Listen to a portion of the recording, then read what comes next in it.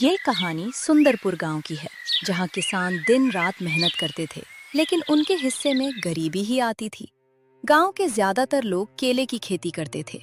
इसी गांव में सूरज अपनी माँ सीता के साथ रहता था। उसकी कहानी हर उस किसान की कहानी थी जिसकी मेहनत का फल कोई और ले जाता था। सालों पहले सूरज के पिता रघुनाथ भी एक मेहनती किसान थे। उनका सपना था कि केले की बड़ी फसल उगाकर अपने परिवार को गरीबी से बाहर निकालें। सीता, इस बार केले की फसल बहुत अच्छी हुई है। इसे बेचकर हमारी सारी परेशानियां खत्म हो जाएंगी।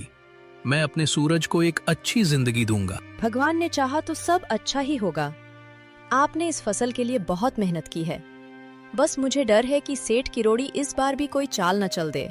तुम चिंता मत करो सीता, फसल इतनी अच्छी है कि सेठ किरोड़ी को भी मुंह मांगे दाम देने पड़ेंगे। कल सुबह ही मैं फसल लेकर मंडी जाऊंगा। लेकिन रघुनाथ का सपना पूरा न हो सका। अगले दिन जब वह अपनी केले की फसल लेकर सेठ किरोड़ी के पास पहुंचा, तो सेठ ने फिर वही पुरानी चाल चली। वह जानता था कि केला जल्दी खराब हो जाता है और समय पर न बिके तो सड़ जाता है। अरे रघुनाथ, फसल तो अच्छी है, लेकिन अभी बाजार में केले की कोई मांग नहीं है। तुम 4-5 दिन बाद आना, तब मैं इसे खरीद लूंगा। सेठ जी, ऐसा मत कहिए। आप जानते हैं कि केले जल्दी खराब हो जाते हैं। मुझ पर पहले से कर्ज है। आप इसे आज ही खरीद लीजिए, भले ही थोड़े कम दाम दे दीजिए। मैंने एक बार कह दिया ना कि अभी नहीं खरीद सकता। 5 दिन बाद आना, वरना कहीं और बेच दो।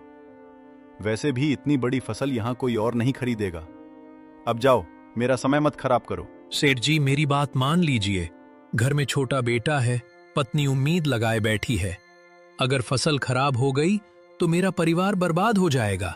मुझे इन सब बातों से कोई मतलब नहीं है। व्यापार में भावनाएं नहीं चलती। तुम्हें जो करना है करो। रघुनाथ खाली हाथ लौट आया। उसने कई जगह कोशिश की, लेकिन कोई उसकी फसल नहीं खरीद पाया। कुछ ही दिनों में उसकी पूरी फसल सड़ गई। कर्ज और अपमान का दर्द वह सह नहीं सका। उसे दिल का दौरा पड़ा और वह सीता व छोटे सूरज को हमेशा के लिए छोड़ गया। उस दिन से हर फसल के मौसम में सीता के मन में डर बस गया। समय बीत गया और सूरज बड़ा हो गया। उसने अपने पिता का सपना पूरा करने के लिए दिन रात मेहनत की। जल्द ही उसके खेत में भी केले की शानदार फसल तैयार हो गई। माँ, देखिए, इस बार हमारी फसल पूरे गांव में सबसे अच्छी है। पिताजी का सपना इस बार जरूर पूरा होगा। अब हमारी नई शुरुआत होगी। हाँ बेटा, फसल तो बहुत अच्छी है, लेकिन मुझे डर लग रहा है। फसल देखते ही तुम्हारे पिताजी की याद आ जाती है। मुझे सेठ किरोड़ी पर बिल्कुल भरोसा नहीं है। आप चिंता मत कीजिए माँ, मैं अब छोटा नहीं हूँ। इस बार सेठ किरोड़ी को कोई चाल नहीं चलने दूंगा। मैं फसल बेचकर सही दाम लेकर ही लौटूंगा। भगवान तेरा भला करे बेटा। बस संभल कर बात करना, उनसे उलझना मत। हमारा कोई और सहारा नहीं है। मैं समझता हूँ माँ, मैं बहुत शांति से बात करूंगा।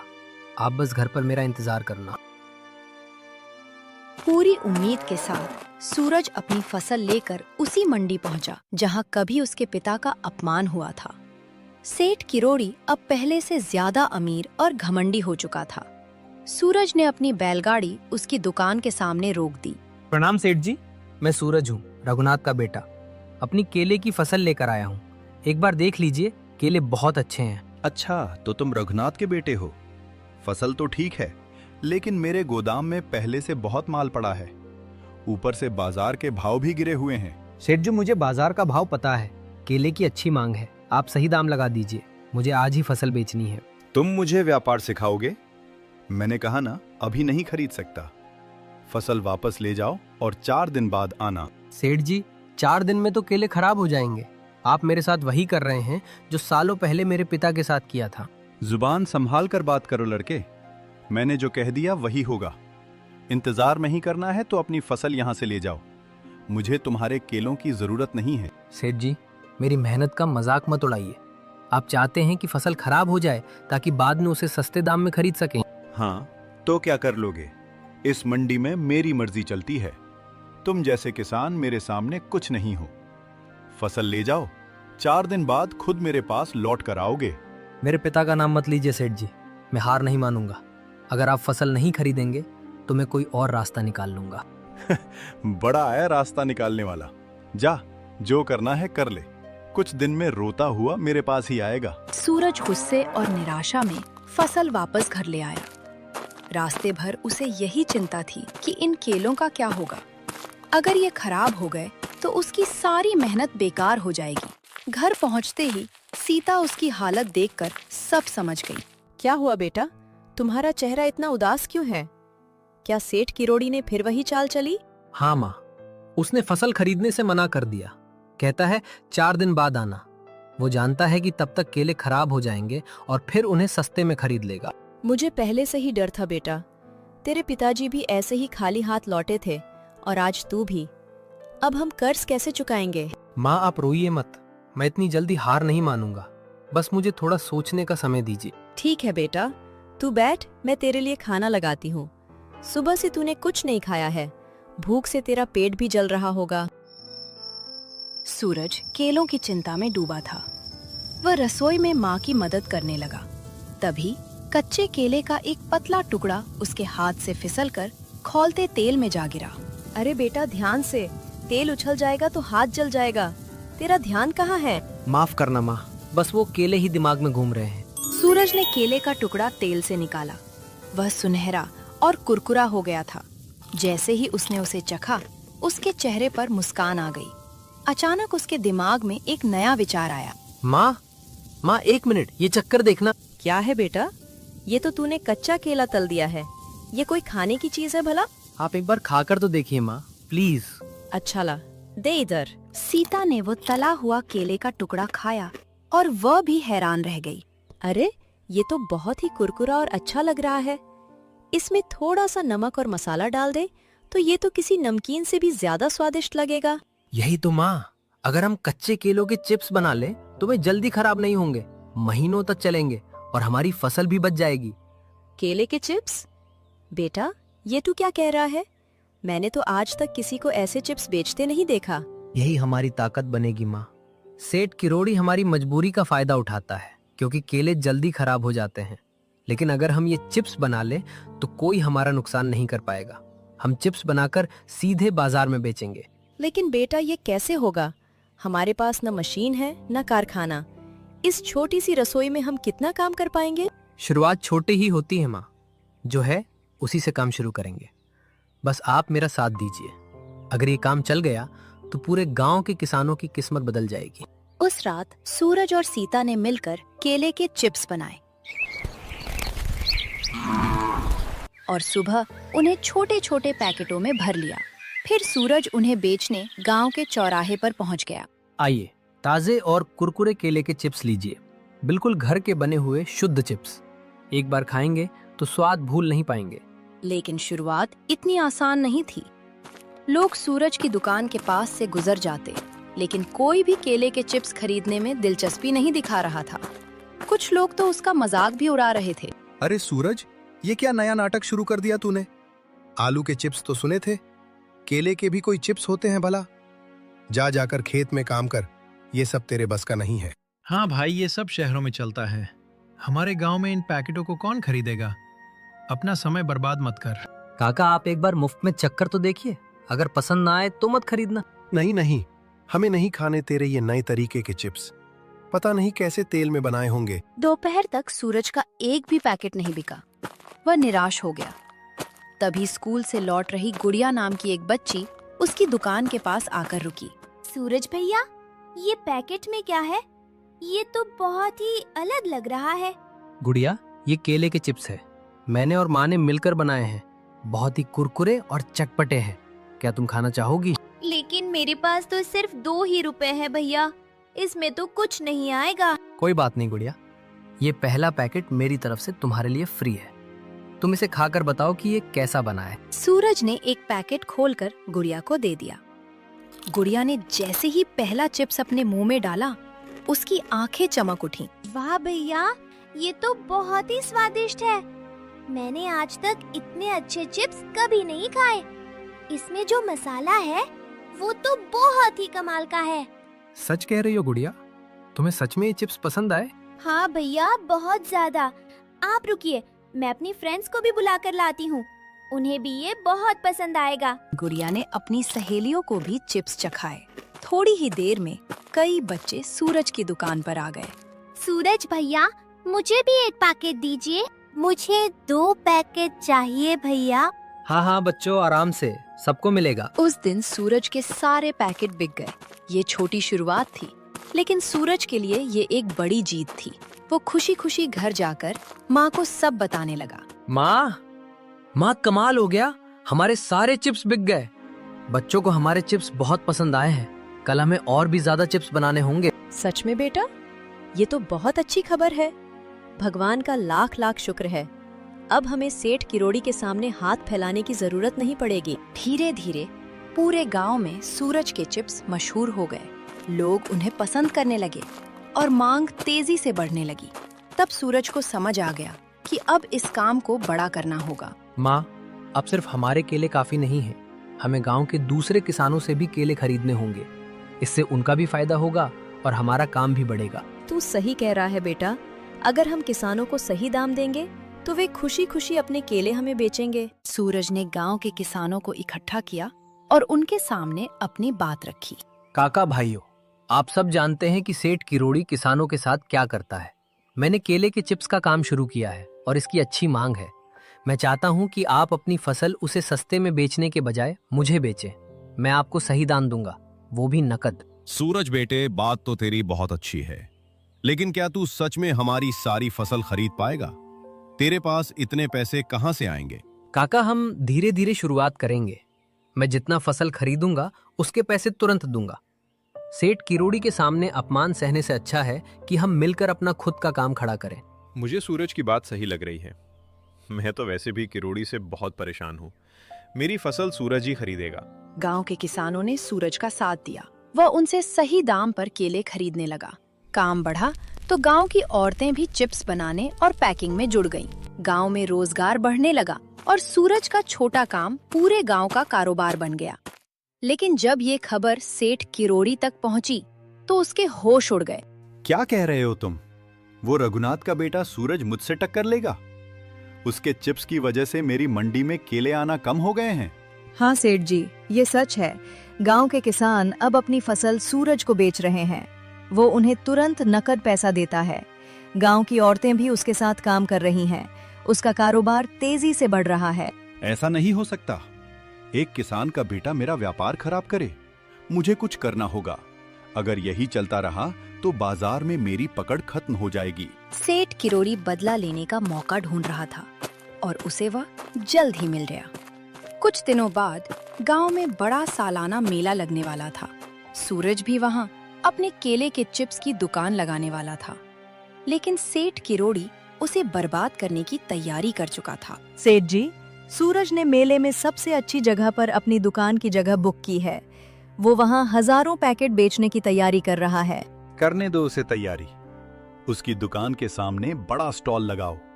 शहर से बढ़िया सामान मंगवाओ। जब लोगों को इतना अच्छा सामान मिलेगा तो सूरज के चिप्स कौन खरीदेगा? इस बार उसका खेल खत्म कर दूंगा। मेले का दिन आ गया। सूरज और सीता ने रात भर मेहनत करके ताजे चिप्स तैयार किए थे। उनकी छोटी सी दुकान के सामने सेठ किरोड़ी ने एक बड़ा और चमकदार स्टॉल लगाया था। शहर से मंगाया गया सामान देखकर वह सूरज की तरफ हंस रहा था। क्यों सूरज, कैसा लगा मेरा स्टॉल? मैंने कहा था ना, तुम मेरा मुकाबला नहीं कर सकते। आज पता चल जाएगा कि लोग शहर का सामान पसंद करते हैं या तुम्हारे केले के चिप्स। सेठ जी, दिखावे से कुछ नहीं होता। असली ताकत स्वाद और गुणवत्ता में होती है। शाम तक पता चल जाएगा कि लोगों को क्या पसंद है। बहुत घमंड है तुझे। आज शाम तक तेरा सारा घमंड टूट जाएगा। मेला शुरू हुआ और लोगों की भीड़ उमड़ पड़ी। शुरुआत में लोग सेठ किरोड़ी के बड़े स्टॉल की तरफ गए, लेकिन उसका सामान बहुत महंगा था। वहीं सूरज के ताजे केले के चिप्स की खुशबू लोगों को उसकी दुकान तक खींच ला रही थी। भाई साहब, ये बहुत अच्छी महक आ रही है। क्या है यहाँ? आइए आइए, ये केले के ताजे चिप्स हैं, बिल्कुल शुद्ध और एकदम कुरकुरे। एक बार चक्कर देखिए। अरे वाह, ये तो बहुत ही लाजवाब है। मुझे ऐसे 10 पैकेट दे दीजिए, मैं अपने बच्चों के लिए ले जाऊंगा। भाई मुझे भी 5 पैकेट देना। पिछली बार मेरे पड़ोसियों ने खिलाया था, इसका स्वाद बहुत ही बढ़िया है। सूरज की दुकान पर भीड़ उमड़ पड़ी। लोगों को उसके चिप्स इतने पसंद आए कि चिप्स तेजी से बिकने लगा। वहीं सेठ किरोड़ी का महंगा सामान बिना बिके पड़ा रहा। सेठ जी, लोग तो हमारे पास आ ही नहीं रहे हैं, सब उसी सूरज की दुकान पर जा रहे हैं। मैं अंधा नहीं हूं, मुझे सब दिख रहा है। पता नहीं लोगों को उसमें क्या दिख रहा है। जरूर सूरज ने कोई चाल चली है। शाम तक नतीजा साफ हो गया। सूरज के सारे पैकेट बिक चुके थे और वह अपनी माँ के साथ बेहद खुश था। दूसरी तरफ सेठ किरोड़ी का महंगा सामान बिना बिके पड़ा था और गांव वाले उसकी हालत देखकर हंस रहे थे। अरे सेठ जी, क्या हुआ? आपके ये शहरी पैकेट कोई खरीद नहीं रहा क्या? अब समझ आया कि हमारे गांव की मिट्टी और मेहनत में कितना दम है। तुम सब लोग अपनी हद में रहो। कुछ पैकेट बेचकर सूरज बड़ा आदमी नहीं बन गया। मैं उसे ऐसा सबक सिखाऊंगा कि वो सब भूल जाएगा। सेठ किरोड़ी गुस्से में वहां से चला गया, लेकिन सूरज की सफलता की चर्चा दूर दूर तक फैल गई। कुछ ही दिनों बाद उसके पास एक बड़ी खुशखबरी आई। माँ जल्दी बाहर आइए, बहुत बड़ी खबर है। क्या हुआ बेटा? इतनी जोर से क्यों चिल्ला रहा है? माँ, एक सरकारी अधिकारी हमारे चिप्स खाकर गए थे। उन्हें चिप्स बहुत पसंद आए। उन्होंने जिले के सबसे बड़े उत्सव के लिए हमें बड़ा ऑर्डर दिया है। हे भगवान, तेरा लाख लाख शुक्र है।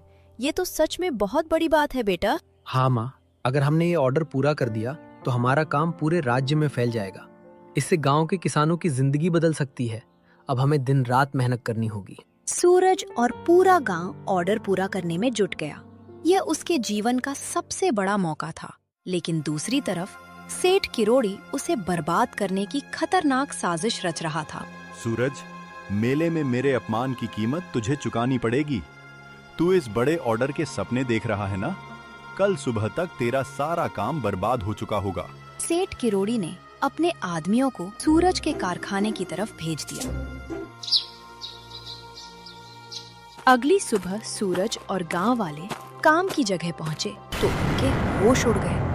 केले खराब कर दिए गए थे, तेल बहा दिया गया था और मशीनें तोड़ दी गई थीं। पूरे गांव की मेहनत एक पल में बर्बाद होती नजर आ रही थी। ये सब क्या हो गया? हमारा सारा माल, हमारा सारा तेल, सब खत्म हो गया। सूरज बेटे, ये जरूर सेठ किरोड़ी की करतूत है।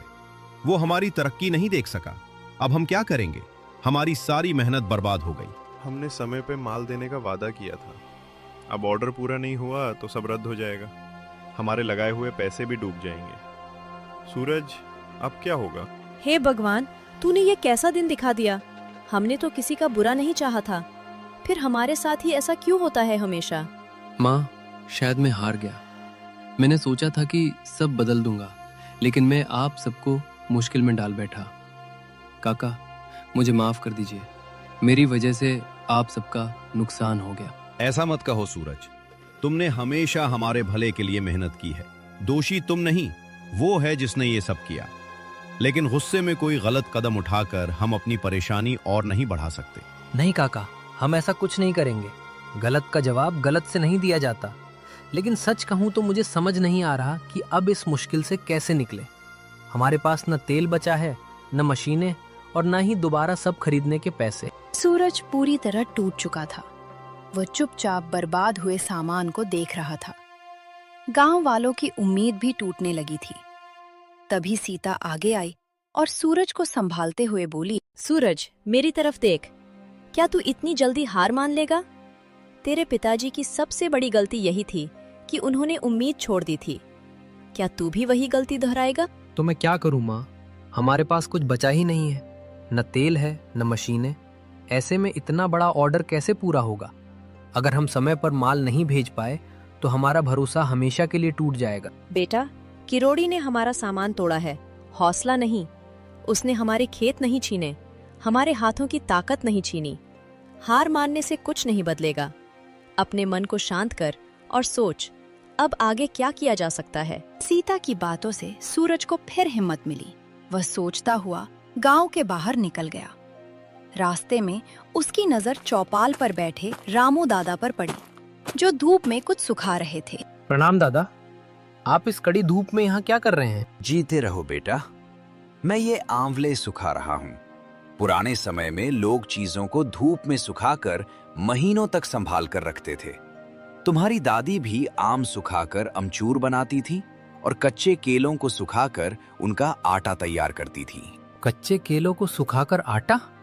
दादा आप क्या कह रहे हैं? केले का भी आटा होता है क्या? हाँ बेटे, बिल्कुल होता है। पहले लोग कच्चे केलों को काटकर धूप में सुखाते थे। सूखने के बाद उन्हें पीसकर आटा बनाया जाता था। वो लंबे समय तक खराब नहीं होता था और खाने में भी काम आता था। रामू दादा की बात सुनते ही सूरज को एक नया रास्ता दिख गया। उसकी आंखों में फिर से चमक लौट आई और वह तुरंत गांव वालों के पास वापस पहुंचा। काका, माँ, मुझे रास्ता मिल गया। हमें न तेल की जरूरत है न नई मशीनों की। सेठ किरोड़ी ने हमारा सामान तोड़ा है, लेकिन हमारा हौसला नहीं। हम ये ऑर्डर पूरा करेंगे और हर हाल में पूरा करेंगे। तू पागल तो नहीं हो गया है सूरज? बिना तेल के चिप्स कैसे तलेगा? क्या पानी में तलेगा? हम चिप्स तलेंगे ही नहीं काका। हम वो बनाएंगे जो आज तक इस गांव में किसी ने व्यापार के लिए नहीं बनाया। हम केले का आटा बनाएंगे। केले का आटा? ये कैसी बात कर रहा है तू? लोग गेहूं और चावल का आटा खरीदते हैं, ये केले का आटा कौन खरीदेगा? शहर के लोग खरीदेंगे काका।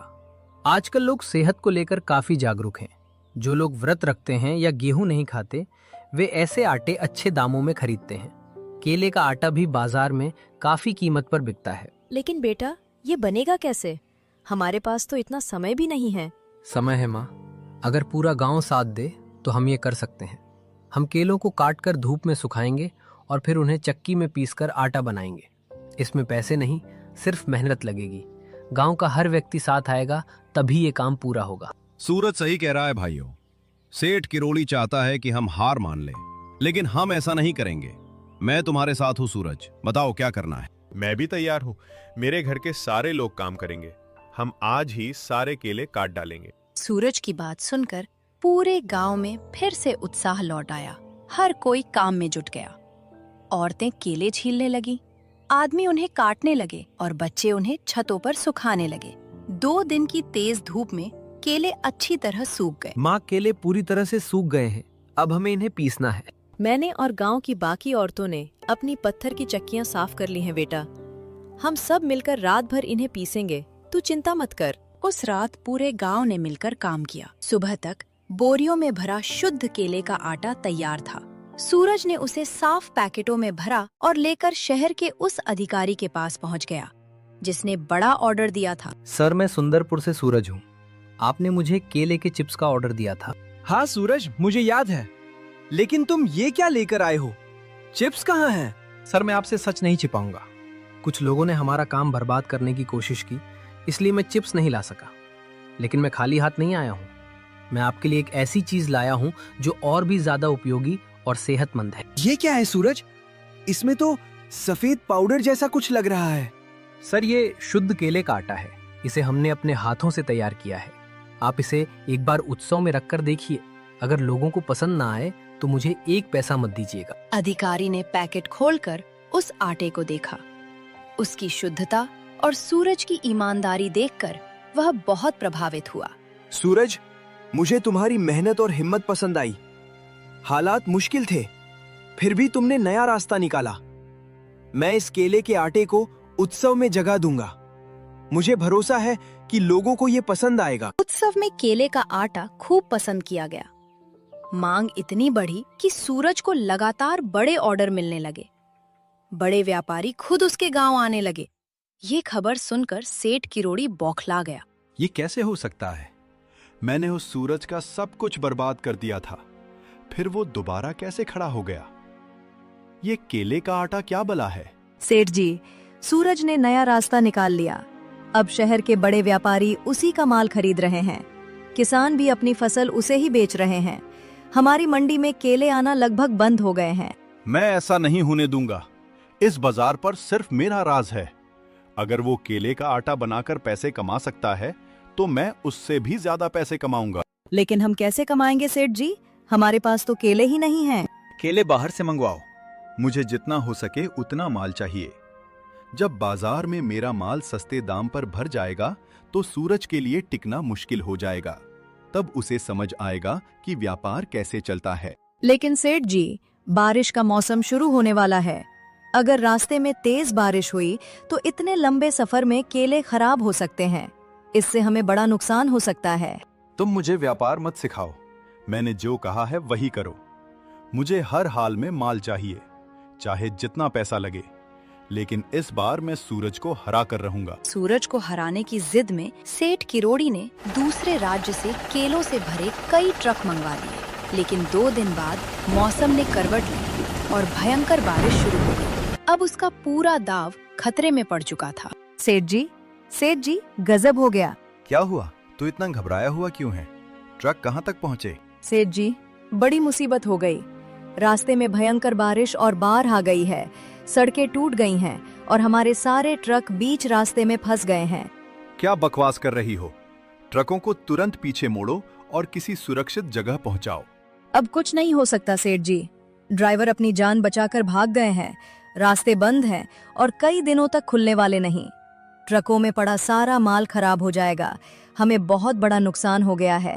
समय ने ऐसा पलटा खाया कि सेठ किरोड़ी का सारा घमंड टूट गया, जबकि सूरज की मेहनत ने सुंदरपुर की किस्मत बदल दी।